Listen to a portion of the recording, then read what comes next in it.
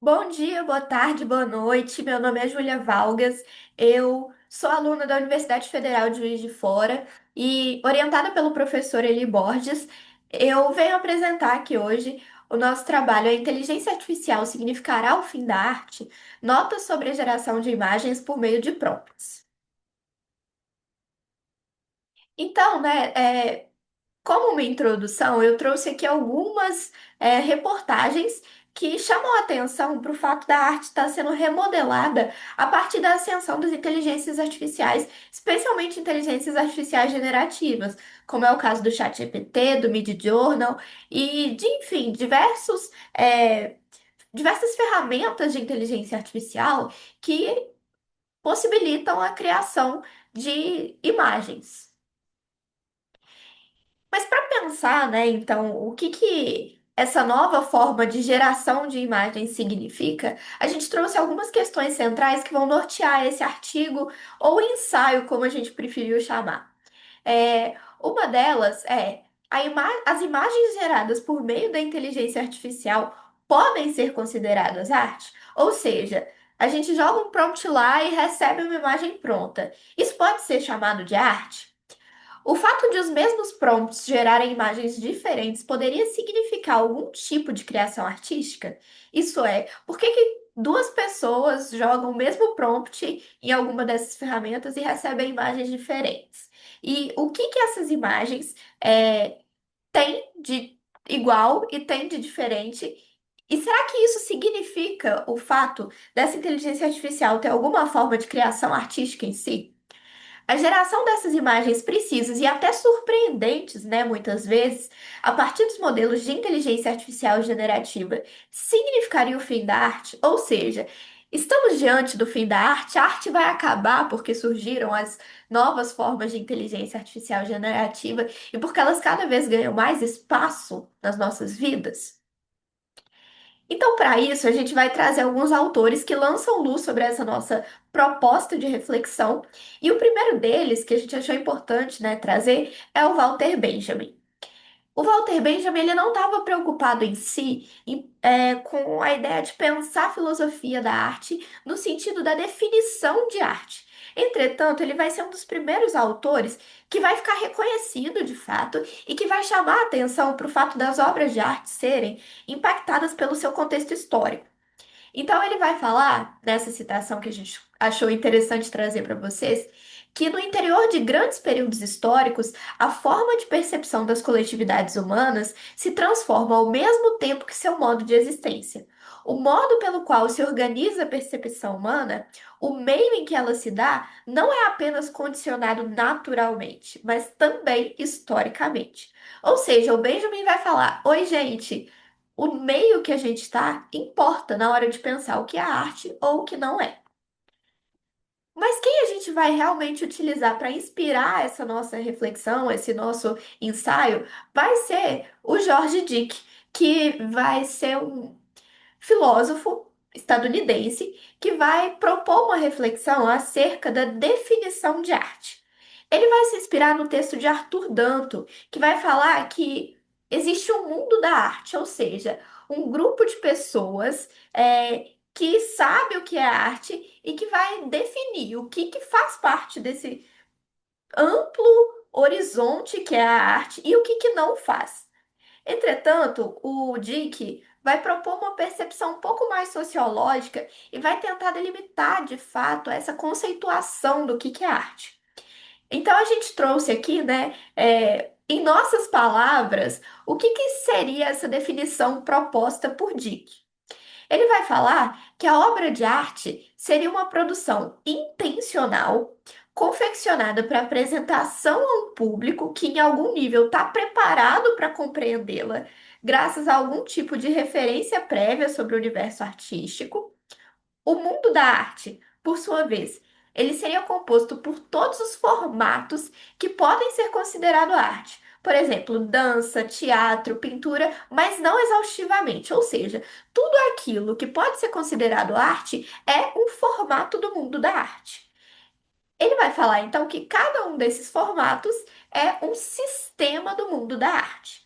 Então ele vai fazer uma definição do que seria esse mundo da arte e vai apontar aspectos que as obras de arte deveriam possuir em si, não necessariamente inscritas na sua forma, mas que deveriam ser características inerentes a essas obras de arte para que elas fossem assim conceituadas.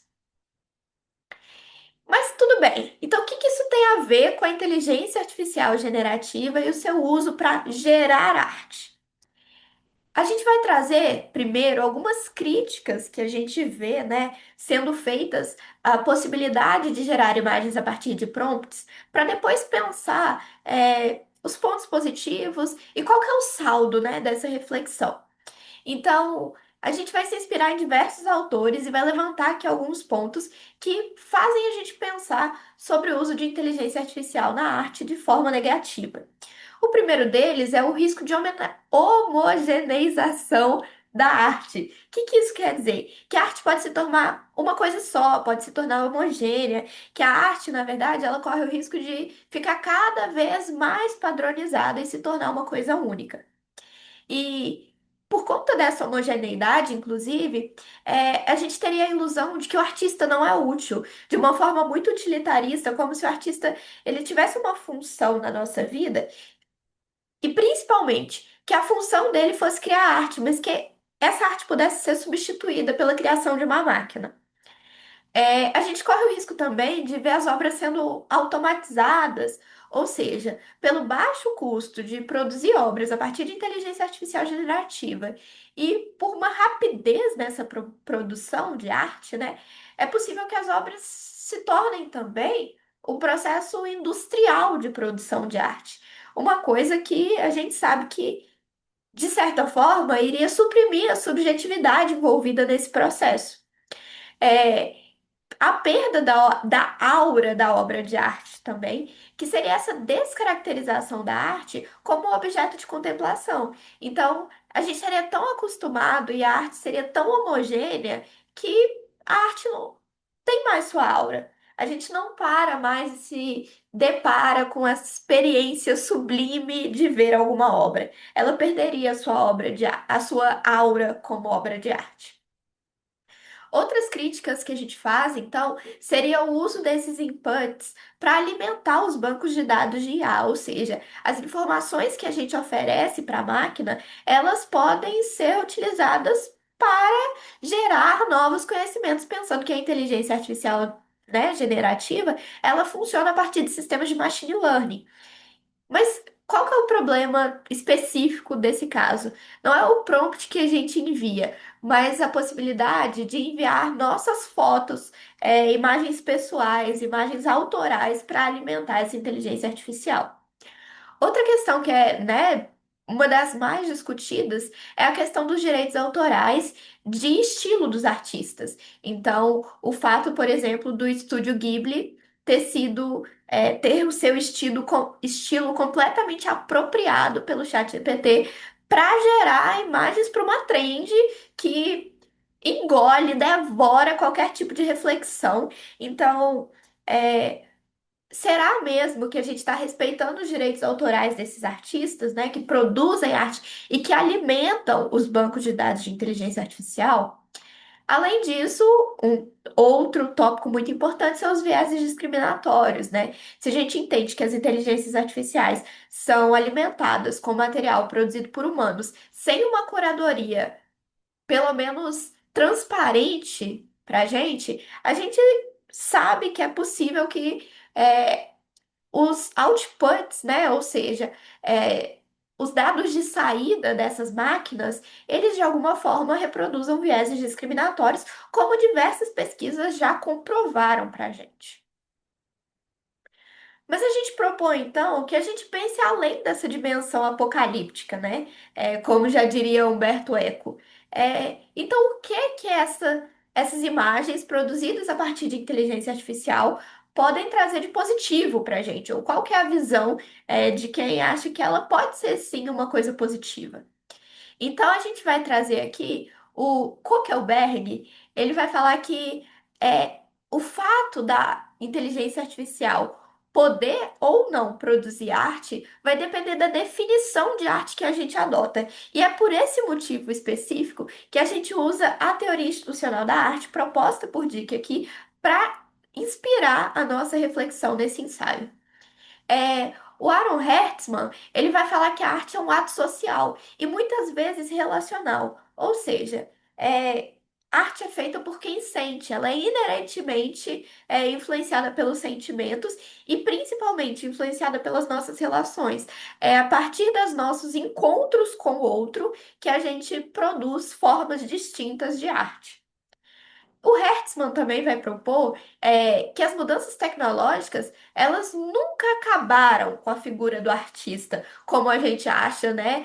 Muitas vezes que pode acontecer com a inteligência artificial. Pelo contrário, elas inspiraram muitos desenvolvimentos significativos na arte e na cultura. Ou seja, quando surge o cinema e a fotografia, os artistas não deixam de existir, mas eles param de pensar em arte como uma reprodução extremamente realista, uma mímese da realidade, para pensar em arte como forma de expressão dos seus sentimentos e da sua interpretação da arte.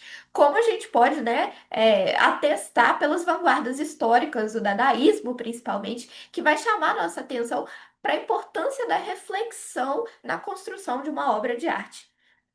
Locke, então, ela vai falar para a gente que as inteligências artificiais generativas, elas têm também contribuições cognitivas com as obras. Ela vai diferenciar a ideia de que a inteligência artificial generativa pode ser considerada uma mera ferramenta, como um pincel ou uma tela, por exemplo, para gerar arte. Porque ela vai dizer que sim, as inteligências artificiais vão contribuir de forma cognitiva com essas obras, afinal de contas, são elas que geram tudo, elas não são é, meras extensões do nosso corpo para gerar arte. Elas têm sim uma capacidade, mesmo que mínima e que nem se compare com a dos seres humanos, ela vai ter algumas funções cognitivas também.